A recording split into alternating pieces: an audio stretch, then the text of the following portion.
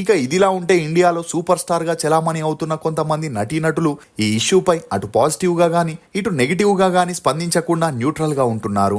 అందులో మొదటిగా షారూక్ ఖాన్.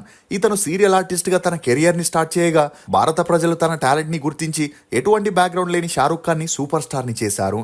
ఇక గతంలో పాకిస్తాన్ లో జరిగిన భారీ అగ్ని ప్రమాదంలో చాలా మంది పాకిస్తాన్ ప్రజలు ప్రాణాల్ని కోల్పోవడంతో ఆ సమయంలో షారూక్ ఖాన్ స్పందిస్తూ వారికి 45 కోట్ల రూపాయలని విరాళాలుగా అందించి తన గొప్ప మనసుని చాటుకున్నాడు. ఎందుకంటే తనకి ఇండియాలో ఎంతమంది ఫ్యాన్స్ ఉన్నారో అంతకంటే ఎక్కువగా పాకిస్తాన్లో ఉన్నారని, అంతేకాకుండా షారూక్ ఖాన్ పూర్వీకులు పాకిస్తాన్కి చెందిన వారై ఉండి స్వాతంత్ర్యం తర్వాత ఢిల్లీకి వచ్చి సెటిల్ అయిన వారికి సంబంధించిన రిలేటివ్స్ ఇంకా పాకిస్తాన్లో ఉండడం వల్లే అతనికి పాకిస్తాన్ పై మక్కువ ఎక్కువగా ఉందనే వార్తలు కూడా వినిపిస్తున్నాయి.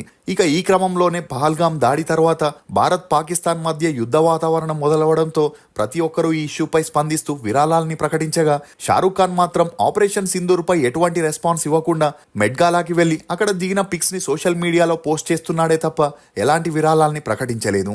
దీంతో బీజేపీ నాయకుడు కైలాష్ షారూక్ ఖాన్ పై మండిపడుతూ షారూక్ ఖాన్ దేహం భారత్లోనే ఉన్న తన మనసంతా పాకిస్తాన్ పైనే ఉందని, తన పూర్వీకుల ఊరైన పాకిస్తాన్కి 45 కోట్ల విరాళాలనిస్తే మరి ఇండియన్ ఆర్మీకి ఎంత ప్రకటిస్తాడో చూడాలి అని డైరెక్ట్ గా విమర్శించడంతో ఇప్పుడు షారూక్ ఖాన్ చాలా వరకు నెగిటివిటీని ఎదుర్కోవాల్సి వస్తుంది. ఇక ఇదిలా ఉంటే అందం అభినయం కలగలిసిన మాజీ విశ్వసుందరి ఐశ్వర్యరాయ్ ఇండియన్ సినిమాలు చేస్తూ స్టార్ హీరోయిన్ గా ఎదిగింది. ఇక పాకిస్తాన్లో 25 కోట్ల మంది జనాభా కాగా ఐశ్వర్యరాయ్ అక్కడుండే కొన్ని చారిటీలకి ప్రతి సంవత్సరం ఫండ్స్ ని ఇస్తూ అక్కడి ప్రజల్ని ఎంకరేజ్ చేస్తుంటుంది.